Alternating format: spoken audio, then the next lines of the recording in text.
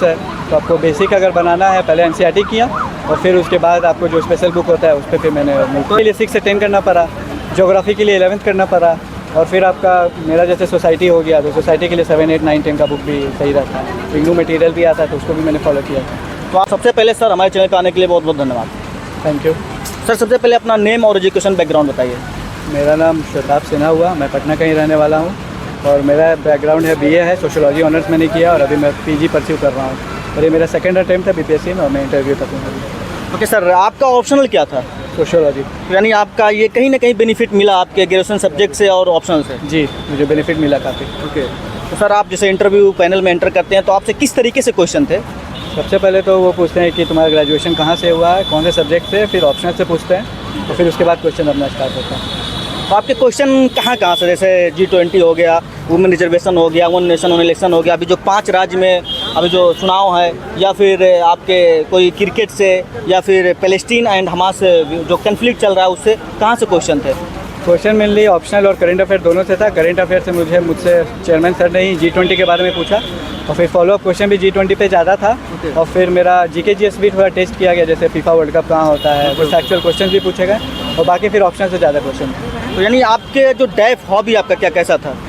Hobby से तो question पूछा नहीं गया, हॉबी मेरा वाचिंग क्रिकेट था, लेकिन हॉबी से क्वेश्चन नहीं पूछा। ओके सर, एक चीज़ और सर, आप जैसे आपने इंटरव्यू दिया तो आपके इंटरव्यू में क्या आप बैठे जैसे 5 मिनट दिए, 7 मिनट दिए, तो आपको फ्रेंडली लगा इंटरव्यू?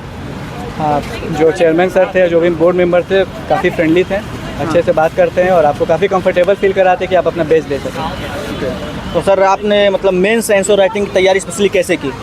मेंस आंसर राइटिंग मैंने एक कोचिंग में मॉक टेस्ट सीरीज ज्वाइन किया था, बाकी फिर मैंने सेल्फ ही किया है। तो यानी जो आपने मॉक टेस्ट ज्वाइन किया उसमें कोचिंग में अपने जो आपने आंसर लिखा उसमें फ्लो चार्ट, डायग्राम, कुछ इस तरीके से क्वेश्चन पे आपने आंसर लिखा? हाँ, क्योंकि आपको अगर मार्क्स फेच करना है तो आपको इनोवेशन थोड़ा करना ही होगा और डायग्राम हो गया, ये आपको अच्छे मार्क्स दिखाता है और आपका आंसर भी बेहतर लगता है, तो ये सब इनोवेशन तो अपनाना ही पड़ेगा अगर नंबर लेना है हमें। और सर आपने बुक लिस्ट, आपने कहा कि ज़्यादातर मैंने सेल्फ स्टडी की है, केवल मैंने आंसर राइटिंग के लिए मॉक लगाया है, लेकिन आपने बुक लिस्ट कैसे फॉलो की? NCERT या फिर एडवांस लेवल, कैसे आपकी बुक लिस्ट क्या रही है? मेनली अगर आप सिलेबस देखें तो सिलेबस काफ़ी BPSC का वास्ट है और अच्छे से बताया गया है। तो अगर हम लोग कीवर्ड को लेकर के गूगल सर्च भी करते हैं तो काफ़ी कोचिंग का आपको कंटेंट मिल जाएगा। तो बस यही थोड़ा मेहनत करना पड़ेगा, लेकिन अगर हम लोग लग करके खुद से नोट बनाते तो ज़्यादा बेनिफिशियल होता है लॉन्गर रन में। ओके सर, ये तो बात होगी आपके बुक लिस्ट। और जैसे आपने बुक लिस्ट NCERT आपने पढ़ी या फिर एडवांस डायरेक्ट, या किस तरीके से आपने प्रिपरेशन स्टार्ट किया? नहीं, पहले NCERT तो पढ़ना ही रहता, वो बेस है। तो आपको बेसिक अगर बनाना है पहले NCERT किया और फिर उसके बाद आपको जो स्पेशल बुक होता है उस पर फिर मैंने तो NCERT में आपने पहले मतलब क्या किया, जैसे 6 to 12 या फिर 11, 12 या सिलेक्टिव रखा, कैसे आपने? सिलेक्टिव होता है, कुछ सब्जेक्ट के लिए 6 से 10 करना पड़ा, ज्योग्राफी के लिए 11th करना पड़ा, और फिर आपका मेरा जैसे सोसाइटी हो गया तो सोसाइटी के लिए 7, 8, 9, 10 का बुक भी सही रहता है। इग्नू मटेरियल भी आता है तो उसको भी मैंने फॉलो किया। तो आपने जैसे प्रिपरेशन घर पे रह के तैयारी की या फिर पटना या दिल्ली या और कहीं पे जाके तैयारी की आपने? नहीं, मैंने घर पे ही रह के तैयारी किया। तो यानी आपकी जो पूरी होल स्ट्रेटजी, आपकी जो तैयारी हुई है पूरा आपके घर पे हुई है?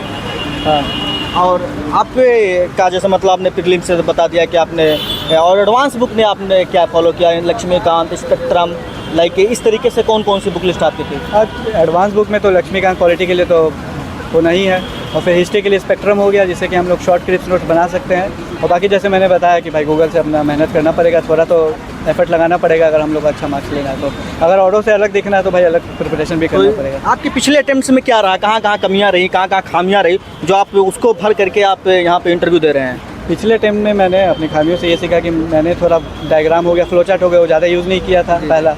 दूसरा, मेरा स्टैट्स में मैंने थोड़ा इंप्रूव किया, पहला स्टैट्स में गलत हुआ था लास्ट टाइम। और तीसरा ऑप्शन भी मैंने काफ़ी इंप्रूव किया, अपने आंसर राइटिंग को फ्लो चार्ट डायग्राम करके अच्छे से दिखाना, थिंकर्स के बारे में लिखना।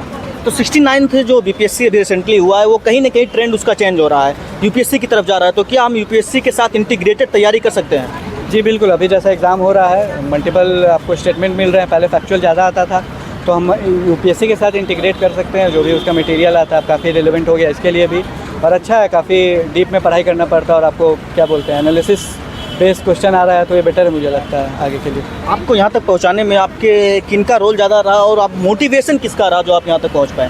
फैमिली का सबसे बड़ा रहा, मम्मी है, मेरे पापा हैं और भाई बहन है, सबने मोटिवेट किए। मैंने एक चीज़ देखा है कि अगर फैमिली का मोटिवेशन नहीं होता है तो मतलब ये लॉन्गर रन में जो कंपटीशन है वो काफ़ी टफ हो जाता है, लेकिन फैमिली मेरे साथ हमेशा खड़ी रही और अभी भी है। और इसके लिए मैं काफ़ी शुक्रगुजार हूँ फैमिली का। तो सर आपका लास्ट मैसेज क्या होगा सर हमारे व्यूअर्स के लिए? हाँ, अब लास्ट मैसेज आपका क्या होगा, किस तरीके से तैयारी करें, क्या है? मेरा मैसेज ये रहेगा कि अगर हम लोग को कोई भी एग्ज़ाम दे रहे हैं तो उसका पहले हम लोग को सिलेबस देखना चाहिए, क्योंकि सिलेबस आपको बहुत चीज़ बता देता है। और सिलेबस को अगर हम लोग जो कीवर्ड हो गया, अगर कीवर्ड पर जैसे मीन्स हो गया, अगर कीवर्ड का भी हम लोग अच्छे से नोट्स बनाए तो क्वेश्चन बेसिकली उसी से आते हैं। और रिवीजन करना है, सबसे बड़ा चीज़ है रिवीजन। अगर हम लोग एक ही चीज़ पढ़ते हैं लेकिन उसको अगर मल्टीपल टाइम्स रिवाइज करते हैं तो वो ज़्यादा इफेक्टिव होगा, बजाय कि ये भी पढ़ ले वो भी पढ़ ले। उससे क्या होता है कि माइंड काफ़ी आपका फैल जाता है। तो बेटर है कि एक पे स्टिक करें, रिवाइज करें और बेसिक जो सिलेबस है उस पर स्टिक करें हम लोग। Thank you sir for waste